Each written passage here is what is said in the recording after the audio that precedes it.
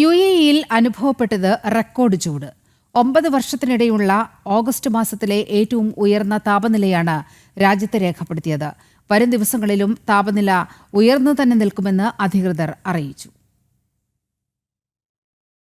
UAE-യിൽ 9 വർഷത്തിനിടെയുള്ള August മാസത്തിലെ ഏറ്റവും കൂടിയ ചൂടാണ് ഈ മാസം 1-ന് രേഖപ്പെടുത്തിയത്. അലൈനിലെ സൈഹാനിൽ 51.8 സെൽഷ്യസ് വരെയാണ് താപനില ഉയർന്നത്. 2017-ൽ മൈസറയിൽ രേഖപ്പെടുത്തിയ 51.4 സെൽഷ്യസ് എന്ന മുൻ റെക്കോർഡിനെ ഇത് മറികടന്നതായി ദേശീയ കാലാവസ്ഥാ കേന്ദ്രം അറിയിച്ചു. ഇത്തവണ വേനൽ തുടങ്ങിയപ്പോൾ മുതൽ സാധാരണ അനുഭവപ്പെടുന്നതിനേക്കാൾ ഉയർന്ന ചൂടാണ് രേഖപ്പെടുത്തുന്നത്. കഴിഞ്ഞ കുറച്ച് വർഷങ്ങളായി താപനിലയിൽ വർധനവുണ്ടാവുന്നു എന്നതിന്റെ സൂചനയാണിതെന്ന് കാലാവസ്ഥാ കേന്ദ്രം വ്യക്തമാക്കി.